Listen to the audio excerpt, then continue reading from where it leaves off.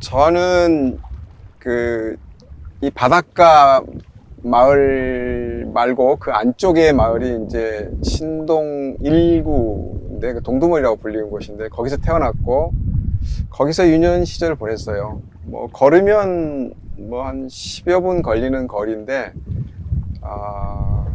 초등학교 한 4학년 무렵부터는 여기서 살았고 이 바닷가 마을에서, 그리고 중학교 1학년까지 마치고 제가 서울로 갔으니까 그때까지는 여기 살았죠. 그때는 지금과는 상당히 많이 다른 풍경이었어요. 사실 우리 고향 마을은 다른 도시에 비해서 그렇게 많이 변한 건 별로 없어요. 시간이 많이 지났어도 변한 건 없는데, 그런데 이제 바다 쪽 그 풍경은 좀 변했어요. 특히 그 바다에 이제 방파제가 세워지고 그래서 옛날에 그 모래 뻘밭이 그대로 있던 그 모습은 아니더라고요. 그래서 어느 날 와봤더니 내 집 앞으로 옛날에는 집에서 바로 나오면 바닷가였거든. 모래를 밟으면서 학교를 다니고 그랬는데, 어느 날 와보니까 방파제가 세워지고 길이 생기면서 완전히 달라졌더라고요. 그래서 그걸 보면서 내가 어린 시절에 내가 여기서 지냈던 그 시절을 이렇게 풍경을 떠올려 보면서 머릿속으로 그려보는 거죠. 그리고 그때 그 운치 있던 것들을 이제 조금 아쉬워도 했고 그랬거든요. 그러면서도 동시에 그러나 결국 새로 만들어진 이 길 안에 과거의 그 길들, 그 다음에 그 길에 얽힌 추억들, 그리고 사람들, 이게 다 그대로 있는 것이다. 그게 길이다. 길이 단순히 하나의 그냥 자연이 아니라 사람과 또 사람들이 얽혀서 만든 추억이 얽혀 있는 곳이다. 또 길을 보는 순간 그 옛날 일들이 떠오르고 사람들이 떠올랐기 때문에 그런 생각을 했던 것 같고요. 지금 와서 보면서도 비슷한 생각을 해요. 옛날에 그 풍경에 대한 아쉬움은 있지만 또 옛날 기억들 떠올리면서 이곳이 내 문학이 탄생한 곳이기도 하고 또 내 존재가 형성되어 간 곳이다, 이런 생각하면 조금 마음이 굉장히 진지해지고 그렇죠. 담벼락이 아니고 담벼락이라고 생각할 수도 있는데, 사실은 그 담이라는 개념이 보통 독자들이 상상할 수 있는 지면보다 훨씬 높이 올라간, 그래서 사람들의 시선을 이렇게 차단하는 그런 담이 아니고, 내가 유년 시절에 봤던 그 담은 그 마당과 높이가 같은 담이에요. 그러니까 바다와 마당, 집의 마당을 경계를 만들어주는 그걸 담이라고 말했거든요. 그것도 담도 무슨 어떤 시멘트를 발라서 만들었거나 그런 게 아니고, 그냥 바닷가에 널려있는 돌들, 큰 돌, 작은 돌, 이걸 다 모아서 올려놓으면 그게 이제 바다와 집을 나누는 그 경계가 되는 거죠. 그게 담이에요. 그런 개념으로 보면은 어찌 보면 마당을 형성하는 토대인 것이지, 그리고 만약 그게 담이라면 그것은 사람과 사람 또는 집과 집을 나누는 담이 아니라 바다와 집을 나누는 담인 거죠. 그때는 그래서 바닷가에서 돌을 주워다가 쌓으면 그게 이제 바다와 집을 나누는 경계였고, 거기를 이제 내려오면 바로 이제 모래밭이거든요. 근데 지금도 기억에 이제 굉장히 선명한 거는 이제 만조 때 물이 많이 들어오면 바로 그 마당 앞에까지 물이 들어와요. 그러니까 이제 등교할 시간에 그 만조가 걸리면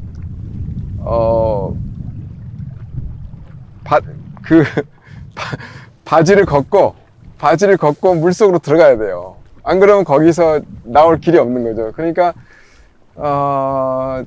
그때 내가 살던 집에 문이란 게 없었지만 집을 나서면 바로 바다였던 거예요. 바다 모래와 바닷물이 바로 내 집의 경계였기 때문에 그런 기억이 되게 많이 나죠.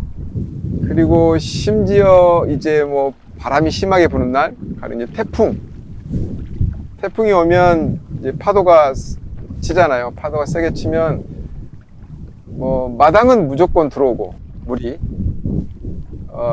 마당이 좀 있고 그 안에 이제 그 좀 꽤 넓은 그 토방이 있었는데 토방도 물이 들어오고 심지어 이제 창호지로 되어 있는 그 집 문도 이렇게 파도가 쳐서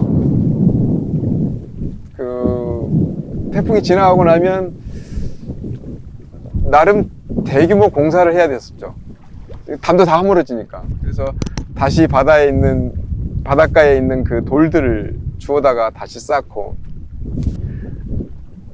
어린 시절에 그게 되게 힘들었는데 지금 생각해보면 그게 참 아련한 추억 같은 게 돼 있어요. 그때 참 그렇게 내가 살았구나. 어떤 의미에서는 이 자연 그리고 바다와 거의 한 몸처럼 지냈던 그런 기억이 그때는 그런 걸 의식하지도 못했고 어느 정도는 조금 불편해하기도 했는데 지금 생각하면 그게 내 무의식 또 심층의 어떤 자양분으로 그게 이제 삶을 대하는 태도이기도 하고 또 문학적 그 요소로서도 깊이 내장돼 있다가 어떤 작품들 쓸 때 가끔씩 나오는 것 같다 이제 그런 생각을 해요.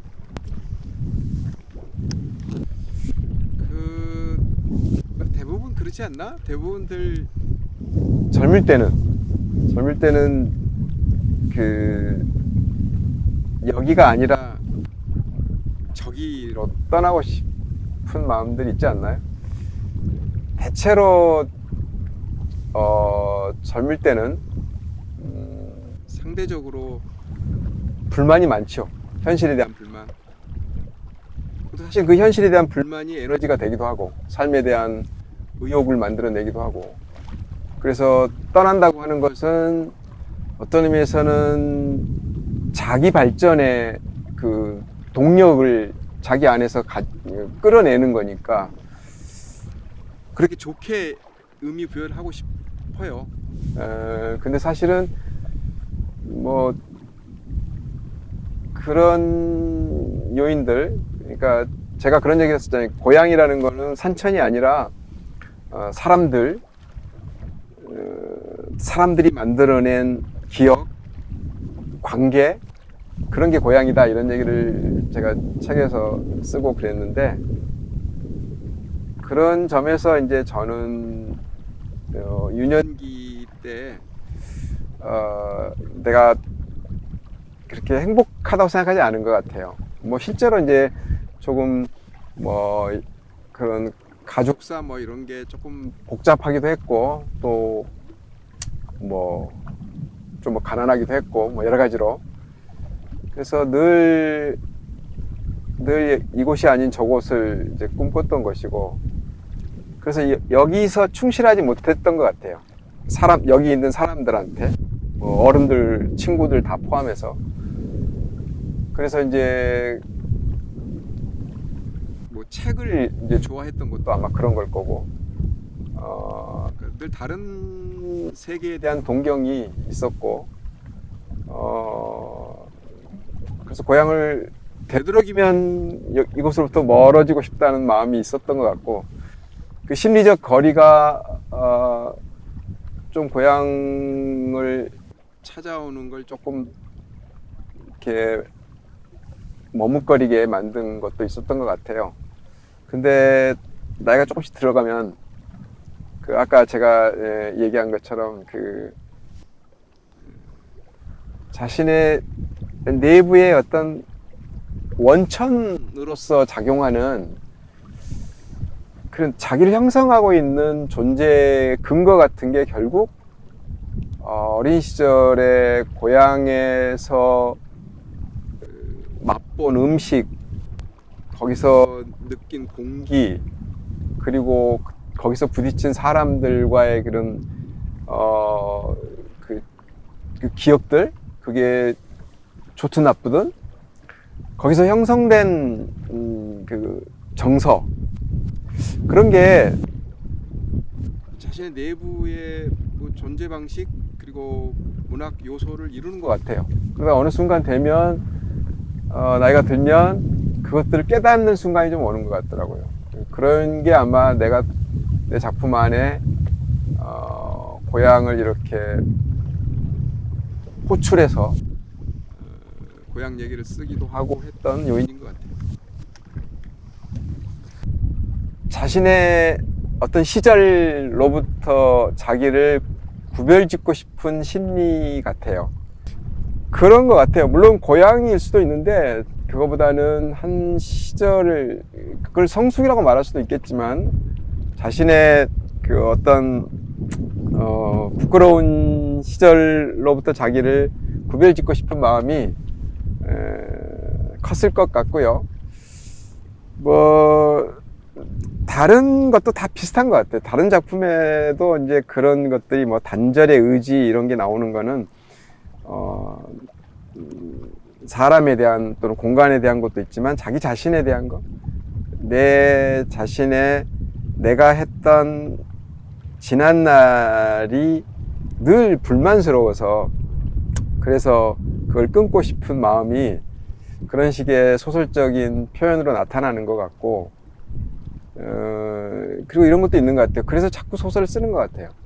그러니까 내가 지난번에 쓴 소설이 정말 완벽하다 그러면 이제 더 안 써도 되잖아.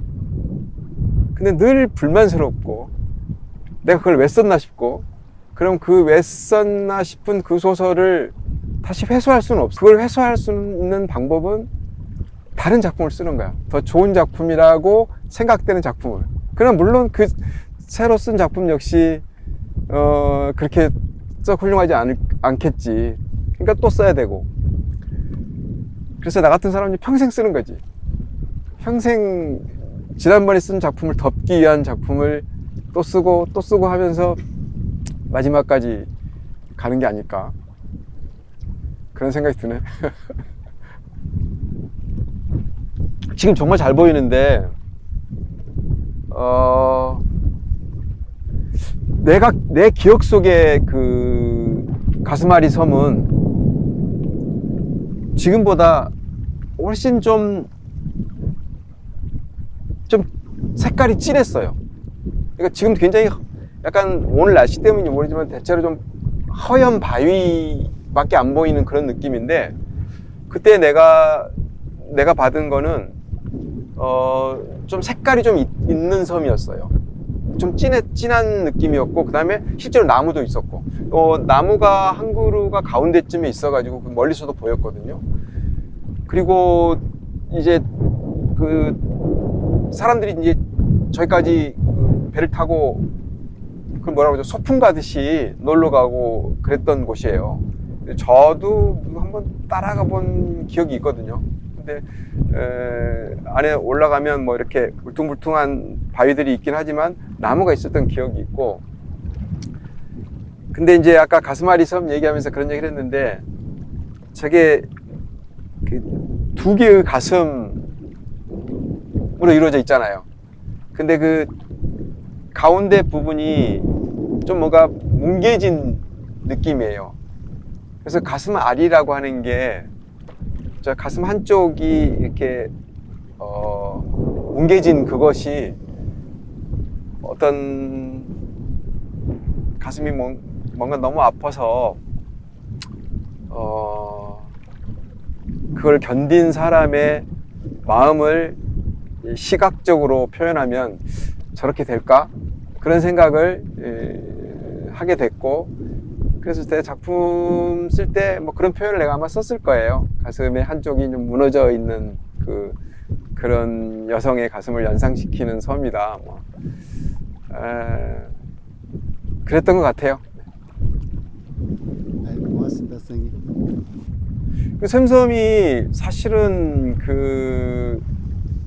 나는 이 가스마리 섬에 대한 기억이 굉장히 강렬해요.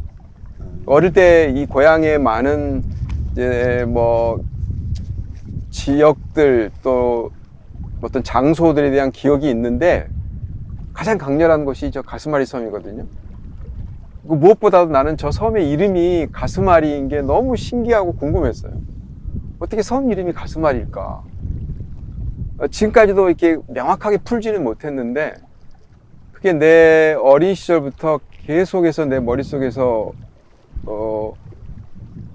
가스마리 섬에 대한 그 일종의 호기심? 그게 굉장히 오래전부터 계속 되어 있었기 때문에 그래서 나는 저게 한국말이 아닐 거라고 처음에 생각했어요. 섬에다가 가스마리라는 이름을 붙일 리가 없다. 그러면 가장 비슷한 게 가스마리가 약간 일본말 같더라고. 그리고 뭐 우리가 일본 식민지 시대에는 일본말을 쓰면서 살았을 테니까 그 무렵에 아마 저 말이 일본어로 무슨 뜻이 있는 섬 이름이 아닐까 해가지고 일본어를 하는 사람들한테 물어보기도 했어요. 발음이 가스마리라고 되어 있는 게 일본말로 뭐 비슷한 게 뭐가 있냐고. 근데 찾아내지 못하더라고. 그런 건 없다고 그러더라고요. 그래서 결국 동네 사람들한테 지금 물어보기도 하고 그랬죠. 도대체 왜 가스마리냐. 근데 내가 아는 그 어른들도 저게 정확한 저 이름에 붙은 사연 같은 것들을 아는 사람이 없었어요. 그래서 내가 하나의 이야기를 만들어 보자 그런 생각을 한 거죠. 저게 왜 가스마리 섬일까? 내가 이야기를 한번 만들어 보겠다. 저 섬에 가스마리라는 이름이 붙게 된 사연을 한번 만들어 보고 싶다. 일종의 이제 신화를 만들어 보고 싶다는 생각에서 소설을 쓴 거죠. 그게 샘섬이고 그리고 정남진행 뭐 이런 거네요. 그러니까 가스마리라고 하는 이 어휘에 제가 굉장히 몰두해 있었던 것 같아요.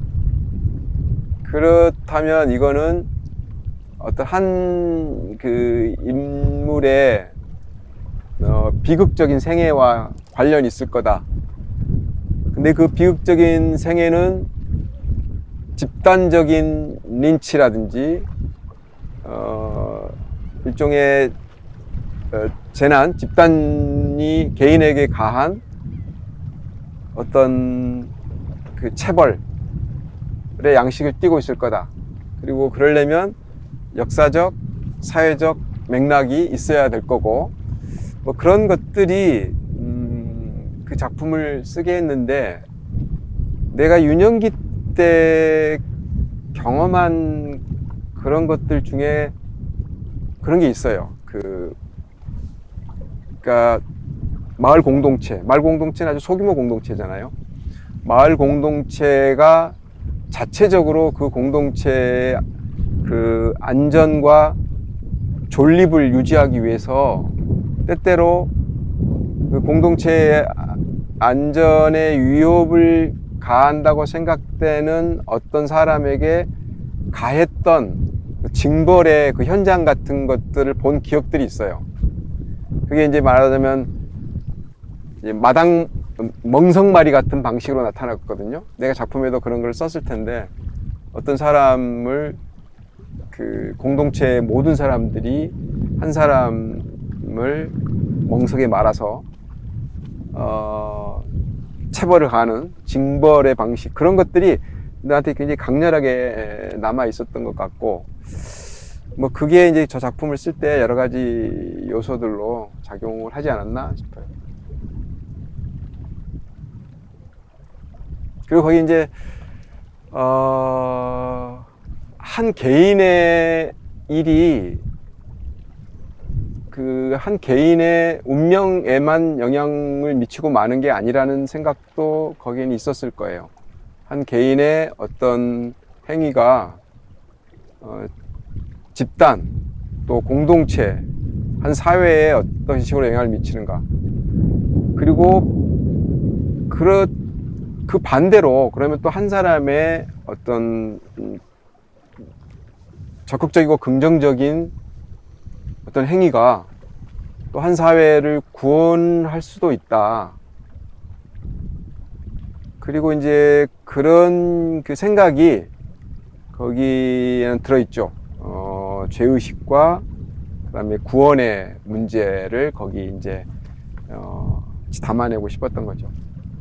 이게 의식적인 건 아니에요. 그러니까 내가 나는 이제 고향 얘기를 좀 써봐야지 이런 게 아니고 오히려